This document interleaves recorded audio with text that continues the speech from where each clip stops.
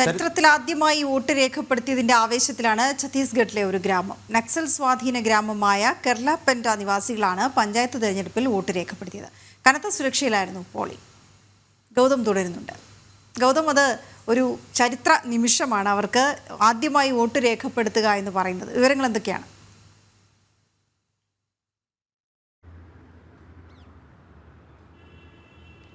വീണ, അത് തന്നെയാണ്. അതായത് ഈ ഛത്തീസ്ഗഡിലെ കെർലാപെൻഡ എന്ന് പറഞ്ഞ ഈ ഗ്രാമം നമ്മുടെ രാജ്യത്ത് നമുക്കറിയാം 947 സ്വാതന്ത്ര്യം ലഭിച്ചതിന് ശേഷം പിന്നീട് ഇങ്ങോട്ട് 51 മുതൽ നിരവധി തെരഞ്ഞെടുപ്പുകൾ നടക്കുന്നു. 51-ൽ ലോക്സഭയിലേക്ക് തെരഞ്ഞെടുപ്പ് നടക്കുന്നുണ്ട്. അത് കഴിഞ്ഞ് പിന്നീട് വിവിധ നിയമസഭകളിലേക്ക് തെരഞ്ഞെടുപ്പ് നടക്കുന്നു. പഞ്ചായത്തുകളിലേക്ക്, തദ്ദേശ സ്വയംഭരണ സ്ഥാപനങ്ങളിലേക്കുള്ള തെരഞ്ഞെടുപ്പ് നടക്കുന്നുണ്ട്. പക്ഷേ നമ്മൾ ഈ വാർത്ത ശ്രദ്ധിക്കണം. ഇത്രയും കാലമായി 947-ൽ രാഷ്ട്രത്തിന് സ്വാതന്ത്ര്യം ലഭിച്ചതിന് ശേഷം ഇന്നേ വരെ ഈ കെർലാപെൻഡ എന്ന് പറഞ്ഞ ഈ ഗ്രാമത്തിലെ ആളുകൾ വോട്ട് ചെയ്തിട്ടില്ല. അവർക്ക് വോട്ട് ചെയ്യേണ്ടത് എങ്ങനെയാണെന്നോ അല്ലെങ്കിൽ ഈ വോട്ടിംഗ് സമ്പ്രദായം എങ്ങനെയാണെന്നോ എന്ന് പോലും അറിയത്തില്ലായിരുന്നു. അതിൻ്റെ അടിസ്ഥാനപരമായ കാരണം അതൊരു നക്സൽ സ്വാധീന ഗ്രാമമായിരുന്നു എന്നതാണ്.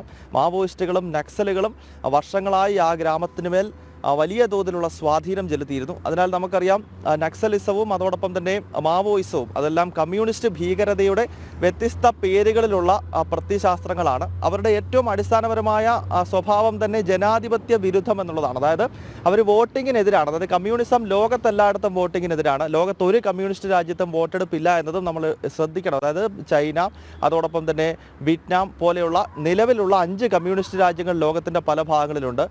കിങ് ജോങ് ഉന്നിൻ്റെ നോർത്ത് കൊറിയ, ഇത്തരം രാജ്യങ്ങളിലൊന്നും വോട്ടെടുപ്പ് നടക്കാറില്ല. അപ്പോൾ ഈ കെർലാപെൻഡ എന്ന് പറഞ്ഞ ഈ കൊച്ചു ഗ്രാമത്തിലെ സാധാരണ പാവപ്പെട്ട ആളുകൾക്ക് അവർക്ക് വോട്ടിൽ പങ്കെടുക്കണമെന്ന് ആഗ്രഹമുണ്ട്. വർഷങ്ങളായി തന്നെ വോട്ട് ചെയ്യണം, ജനാധിപത്യ പ്രക്രിയയുടെ ഭാഗമാകണമെന്ന് വലിയ ആഗ്രഹമുണ്ട്.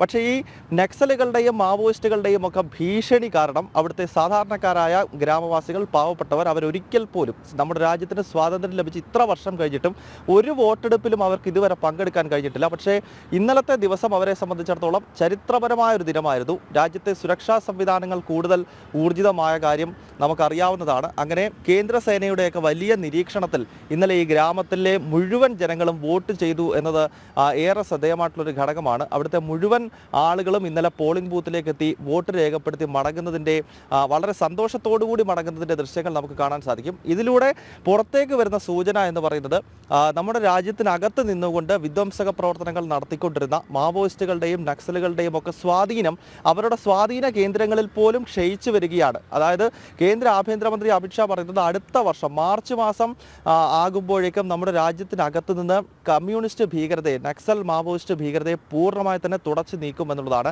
അതുമായി ബന്ധപ്പെട്ടുള്ള വലിയ പ്രവർത്തനങ്ങൾ സുരക്ഷാ സേനയുടെ നേതൃത്വത്തിൽ മാവോയിസ്റ്റുകൾക്കും നക്സലുകൾക്കും ഒക്കെ സ്വാധീനമുള്ള ഛത്തീസ്ഗഡ്, ജാർഖണ്ഡ്, ഒഡീഷ, ആന്ധ്രാപ്രദേശിൻ്റെ ചില ഭാഗങ്ങൾ എടുത്തു പറയുകയാണെങ്കിൽ ദണ്ഡകാരുണ്യ വനമേഖല, ആ വനമേഖലയിൽ നടന്നുകൊണ്ടിരിക്കുന്ന ഘട്ടത്തിലാണ് ഇത്തരത്തിൽ വളരെ പോസിറ്റീവായിട്ടുള്ളൊരു സ്റ്റോറി ഈ ഛത്തീസ്ഗഡിലെ ഈ ഗ്രാമത്തിൽ നിന്നും പുറത്തു വരുന്നത്. സ്വാതന്ത്ര്യത്തിന് ശേഷം ഇത്രയധികം കാലം വോട്ടെടുപ്പിൽ പങ്കെടുക്കണമെന്ന് ആഗ്രഹമുണ്ടായിരുന്ന വലിയൊരു വിഭാഗം ഗ്രാമവാസികൾ അവർക്കൊരിക്കൽ പോലും ജനാധിപത്യ പ്രക്രിയയുടെ ഭാഗമാകാൻ സാധിച്ചിരുന്നില്ല.